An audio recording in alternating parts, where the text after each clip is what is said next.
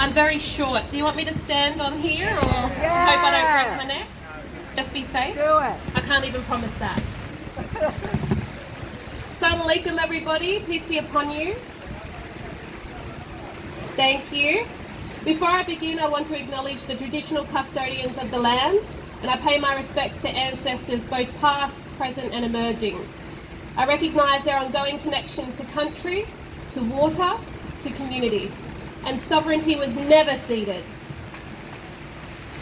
Our fight against prejudice must always have the struggle of our Aboriginal brothers and sisters at the very heart, and we must not forget this.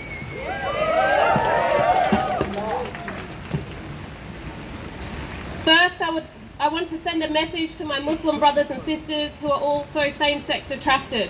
Many fellow Muslims love you. We see you, you matter, and your Creator loves you.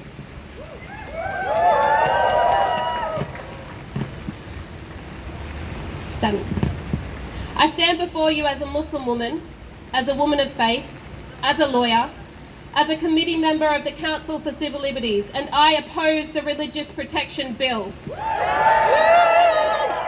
Now, there is no doubt that Muslims deserve protection from prejudice, from violence and from hate speech. But as a Muslim woman, I know firsthand the reality of managing your own safety and security in the context of Islamophobia. The bill's objectives are to eliminate discrimination on the grounds of religious belief and to ensure that everybody is equal before the law. But this bill will not do that. This bill is a Trojan horse. This bill will fail at its objectives. It will privilege religious rights and it will weaken the existing protections against vulnerable members of the community. And as a Muslim woman, as a lawyer, as a member of the Council for Civil Liberties, I say no to the bill.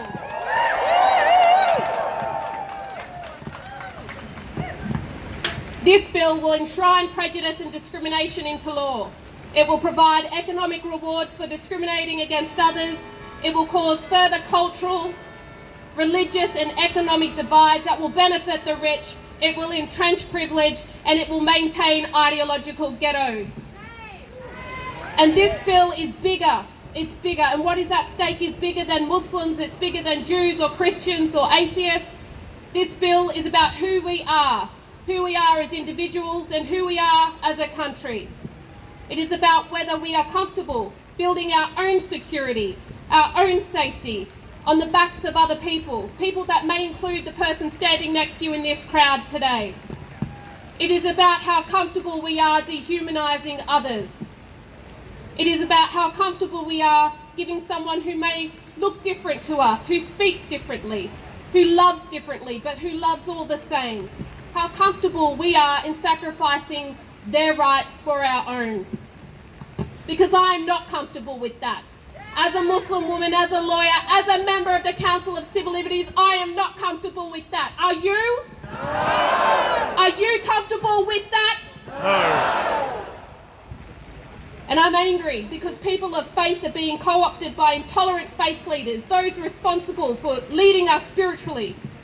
I'm angry because those responsible for leading us politically, they are failing and they are not leading. Because those behind this bill and those who support this bill, they're trying to sell us a lie. They're trying to sell us the lie that the only way to protect religious freedoms in this country is to sell the LGBTQI community and throw them under the bus. To throw disabled people under the bus. To throw other members, vulnerable members of our community under the bus. They're trying to sell us the lie that the bonds that bind us as humans, as our brothers and sisters in humanity, that they're frayed, that they're broken and that they're fragmented. But that is not the case. That is a lie. The bonds that bind us together, the bonds that bind us as humanity, brothers and sisters in humanity, they are strong. And we can see that with the turnout today. Those behind the bill and those that support the bill, they want to smash the values that we all hold dear. For shame, that's right, for shame. They want to smash the desire that we all have to live peacefully, to love those that love us, and to know that we all matter. But we will not be reduced to the God that we pray to, or all the gods that we pray to. or who we love or what language we speak, who we vote for, which holy book we read, whether it be the Quran, the Bible or the Torah, or God forbid the Daily Telegraph or the Australian. No! We will not be reduced to our gender, our disability status or the colour of our skin. We will not allow those that are behind this bill, those that support this bill, to pull at the very fabric of our country, to pull at the little bit of civil liberties that we have left in New South Wales and in Australia. We will not allow it. Will we allow it? No! And a word to our leaders, our so-called leaders, whether they're in the Senate, whether they're in Australian Parliament, New South Wales State Parliament, whether they're in politics, in our churches or in our mosque, we say this: if you will not lead us on this matter, we will lead you. We will build a community with compassion, with acceptance, and we will lead you. We'll lead you to a point where we are all equal. We're equal in our homes, in our workplaces, in our schools, even in hospitals and in the back of taxis.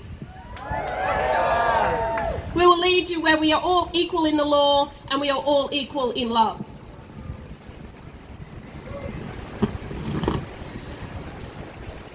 Again, to my gay brothers and Muslims, gay Muslims brothers and sisters, I send you this final message. Do not lose hope.